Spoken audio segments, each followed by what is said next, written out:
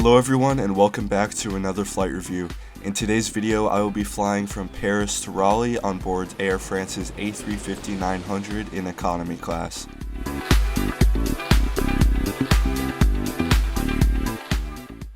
Having just arrived in Paris from Florence, I had to figure out where my gate was for the flight to Raleigh. The Air France app told me I'd have to navigate to Hall M where the airplane would be. However, the boards in person after I got into the terminal told me Hall K instead. That being said, I had to make my way to passport control in order to enter Terminal 2E as I had arrived in Terminal 2F. It's a little bit confusing as Terminal 2E has 3 halls which are K, L, and M, and each of the 3 can serve Air France, Delta, and many other flights, so it can get confusing at times. Thankfully, Hall K is not too far from where I arrived in Terminal 2F, so all I had to do was walk a little bit and then go to passport control. However, in Paris Charles de Gaulle fashion, we got to the passport line and it was quite long, which I did not expect as this was during the early morning hours. Although the process itself is incredibly simple, we had to wait for almost an hour just to get through the line,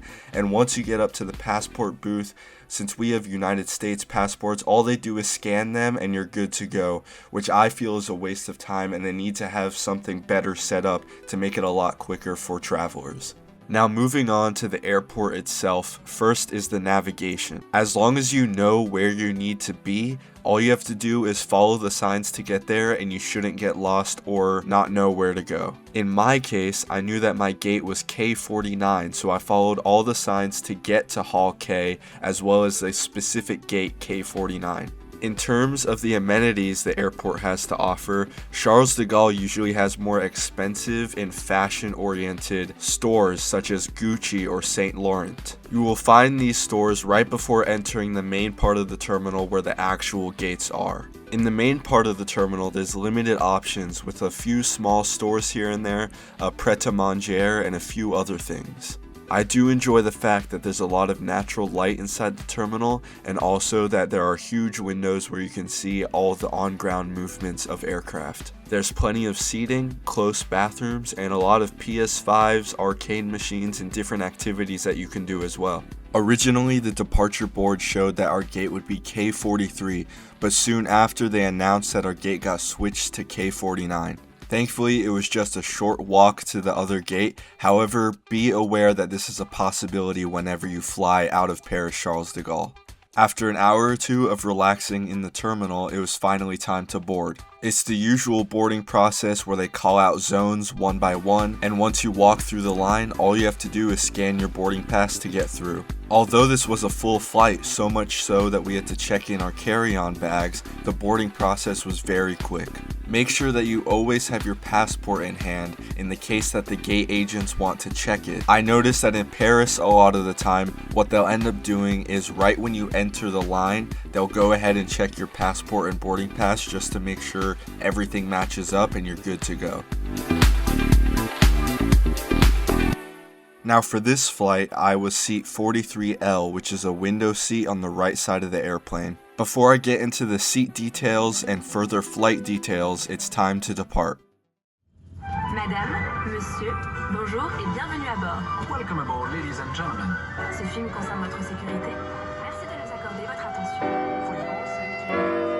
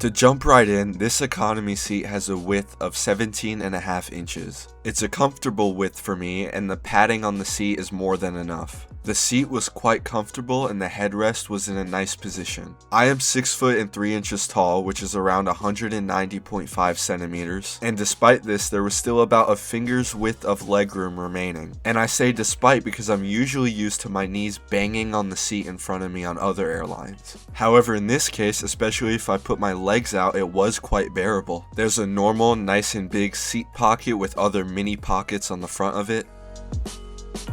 And within said pockets is a safety card and a waist bag.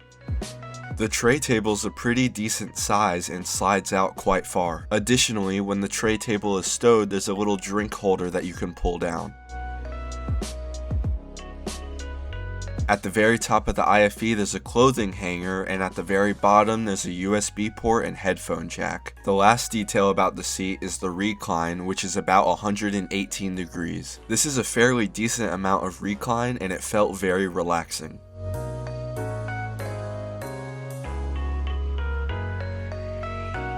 Shortly after takeoff, we were given a refreshing wet towel, which is something that Air France usually does on their long-haul flights. As for the provided pillow and blanket, they were both very comfortable, however I wish the blanket was just a little bit bigger. Before I get into the meal that this flight had to offer, let's take a look at the IFE. This IFE system is a 13.3-inch 4K ultra high definition touchscreen. And as you can see whilst I scroll on the screen, there are plenty of options to choose from. There's a massive amount of movies with different genres to explore. In fact, the IFE is very up to date as Project Hail Mary and Michael are both found within it. To give context, those two movies came out just 3 months prior to the recording of this flight review. There was a very little amount of TV shows as most of them were French. Other pages on the IFE included Canal Plus, Apple TV, audio, games, wellness, and the Air France channel. Under the audio section, there's numerous podcasts, albums, playlists, radio stations, and more that you can tune into. The game tab contains the usuals like trivia and Sudoku. However, there are also other very well-known games such as Uno and Monopoly, which I've never seen on any other flight before. The flight map operates very smoothly and includes all the details you need to know for your trip. There's also many different views that you can choose from. However, my personal favorite option is the tail view camera. There's also a forward view camera, and these camera options are only available if you're flying on an A350 or A380, and in this case, it's an A350. The last detail is the Wi-Fi. Air France has 2 options you can choose from, either Air France Wi-Fi or Air France Connect. It doesn't really matter which one you choose, but for this flight it just wouldn't work on my phone. But fortunately it was able to work on another phone, so it might have just been an issue with mine. It's extremely fast and sometimes even makes you forget you're 40,000 feet in the air. But now, almost an hour into the flight, it's time for lunch. The 2 meal options included chicken with mashed potatoes or a pasta. I chose the chicken with mashed potatoes, which also came with little crackers called folletes, a unique salad, a roll of bread, a mini raspberry cake, butter and cheese, as well as a bottle of water and drink of your choice. I always tend to enjoy meals on Air France, and this one definitely stood by that. Despite the fact that our taste buds are not as effective when you're 40,000 feet in the air, everything was so flavorful about the meal. I really don't have any complaints, it was great, but I will say I do think I've had this meal before on another Air France flight that I took. Not to say that it wasn't good that time, but I just like a little more variation.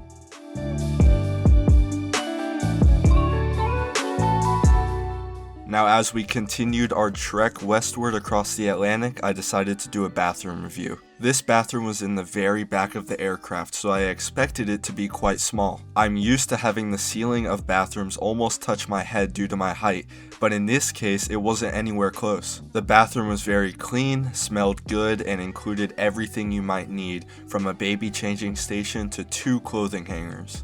I didn't get a chance to check out the bathrooms that are over the wings, however I'm sure they would be more spacious than this one was, and I think that goes to show the amazing quality of these economy bathrooms. With an hour and 47 minutes remaining, the cabin lights became very warm and they served us some snack baskets. This included a mini pound cake, cucumber sandwich, yogurt drink, and again, a drink of your choice. In my case, I got hot chocolate. Again, no complaints about this snack basket, and it was just enough to fill me up before landing. Speaking of which, that's about everything to go through about the in-flight details, so now it's time to descend and land into Raleigh.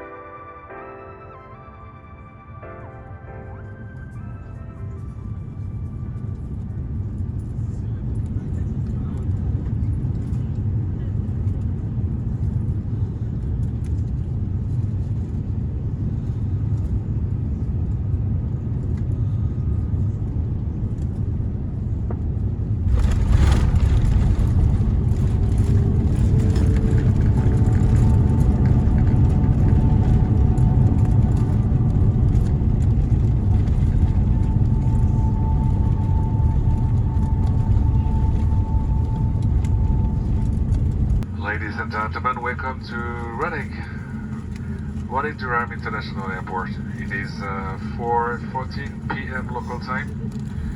Arrival is located in Terminal 2. We would like to offer our sincere apologies for our delayed arrival.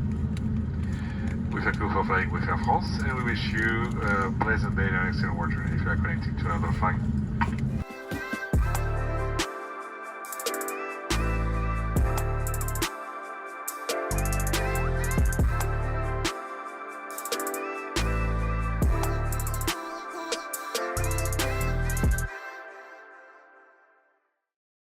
As you may have heard, our flight did end up landing around 20 minutes behind schedule. The reasoning for this was the sequencing back in Paris. We had to wait quite a while to be able to push back, and then we had to wait in a long line of aircraft to be able to take off. Additionally, after landing, a Copa Airlines 737 MAX was delayed due to weather, so we had to wait for them to push back from the gate before we could park into our gate. That itself took around 10 to 15 minutes to wait for. Once we parked at the gate, it didn't take too long to be able to deboard. Since we were near the very back of the plane, it wasn't surprising that it took us a little bit to get out, but it was still a pretty quick process. All international flights for Raleigh-Durham go through Terminal 2.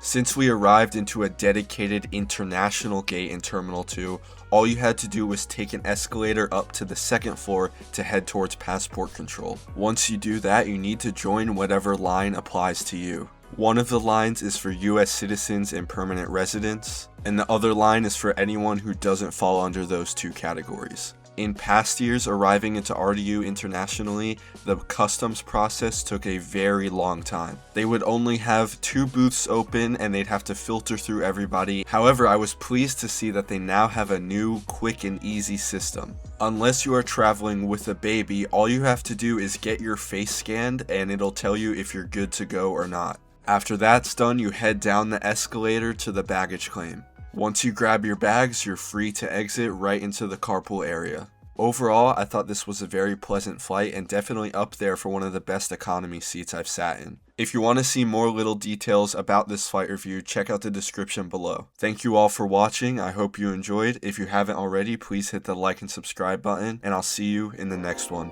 Bye-bye.